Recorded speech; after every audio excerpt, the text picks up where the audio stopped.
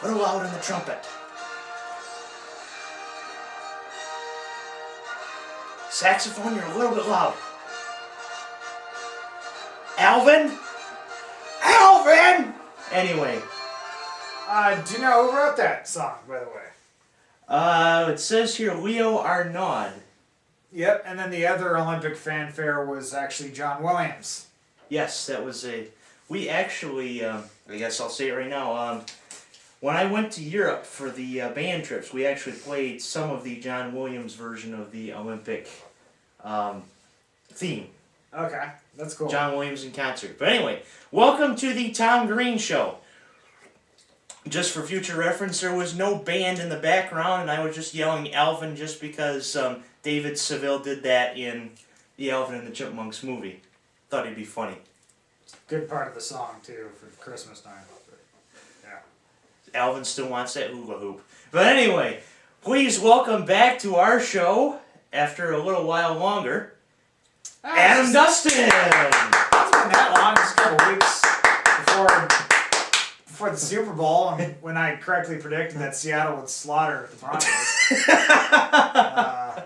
No. Well, we'll have to forget that ever happened. That was just awesome. Yeah, unfortunately, sorry Blair, we couldn't pull it out for you. Hey man, Seattle deserved it, so that was awesome. That was nothing we were expecting. I don't think, the only people that were expecting that were the people in and around Seattle, which you were part of last year. For like 5 seconds, and I didn't even get to Seattle, but I don't even think Seattle fans really predicted something like that. But hey, no, Seattle's good and they're young. They can be doing that every year. They're really good. So. Mm-hmm. So Richard Sherman put his money where his mouth was. Yes, he did. Yep. He was a cool cat, so they deserved it. But anyway, that's that. So we started with our Olympic theme song here, so we might as well go to the main topic of this show, which is Sochi 2014. Mm-hmm. Which I have not been able to watch a lot of because of the 9-hour time difference, and plus I've been working and going to school. Yeah, and I work in the morning, so I've seen a decent amount, but not like every single day. I've missed a couple of the big events, but I've watched the replays and stuff like that, so...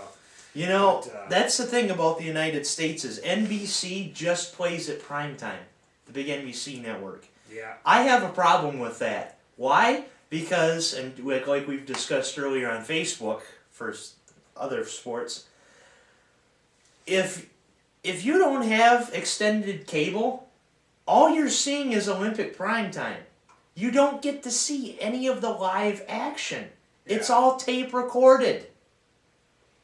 And this was a controversy during the London Games, at which I wasn't able to film during the London Games because I was over in Europe. Yeah. That's an excuse. So. But anyway, that's our little discussion on the U.S. tape delay. But if you have extended cable, like Adam and I both do, you get to see live events. Yeah.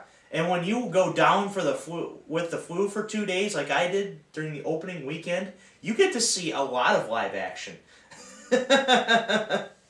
Yeah, it's been a good Olympics. Actually, I got hooked on the biathlon, where they ski for a while and then they sit down and they shoot targets, and if they miss one, they have to do an extra lap. And I saw some of that. That's cool. It's pretty cool because a 40-year-old dude from like Norway or something won the gold for this one. I mean, he just schooled. In our Bjorn Dalen, yeah, he just blew away this. There's like this 20-year-old who was like tied with him or in the lead by one down the like final stretch, and he ended up losing by like 5 seconds. This 40-year-old schooled him on the last stretch. Mm-hmm. So when he needed that extra push, he couldn't get it compared to a 40-year-old. But at first I thought, that's weird, skiing and shooting. What's up with that? But then when they kind of explained why the skiing and the shooting is so sort of good for each other, it makes it really interesting, is the fact that they said the heart rates are like over 115 or 120 when they have to shoot. And it's like, so if you're not accurate, you miss. Every time you miss, you got to do that extra like penalty lap. Yep. And when that happened, I was like, that's actually really fun. And so I got hooked on it because they said it was like the second most popular sport in Russia besides hockey. Segue into America's new greatest pastime, which is beating those commie bastards in hockey. Down goes Russia again. As I said, and I didn't say this on Facebook, but Tom won, Putin nil. Heck yeah. Man, he took that loss like a champ, though. I have to give him credit for it. He didn't complain too much, even though they wouldn't put the score on the top of the arena. But you know, everybody knows who's better at hockey. It's like, yeah, they had the Russian 5 for the Red Wings for a while. But hey, bottom line is, the United States owns Russia in hockey. We own the Russians. Heck yeah. I think my mom told me I was a baby on the floor in San Diego where she watched the Miracle on Ice. And so apparently I was about a year old, drooling on myself, watching.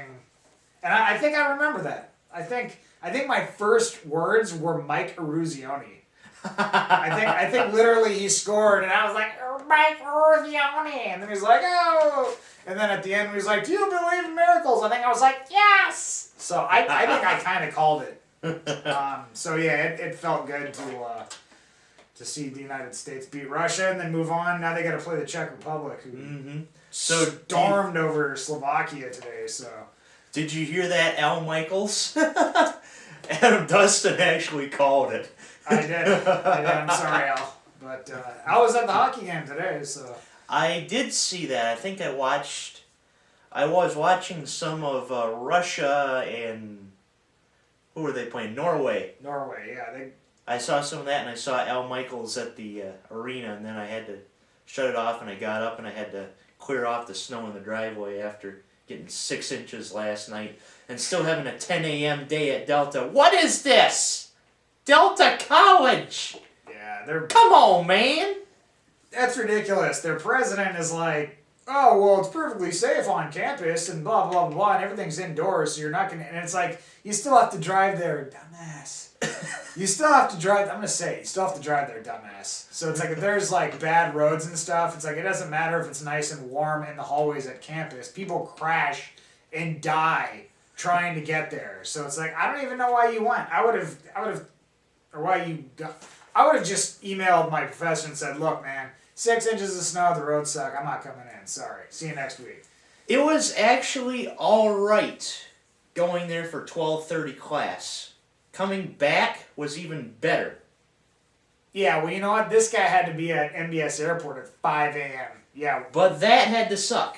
That was not fun. Getting out of my driveway was difficult. Getting down the street was difficult. Pulling on to Center Road was an adventure because I had to gun it through a bunch of pile of snow. But anyway, it felt like Sochi.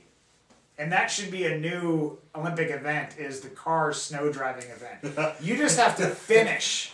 And if you can finish the obstacle course, then it's whichever person gets... You just have to finish the course. Yep.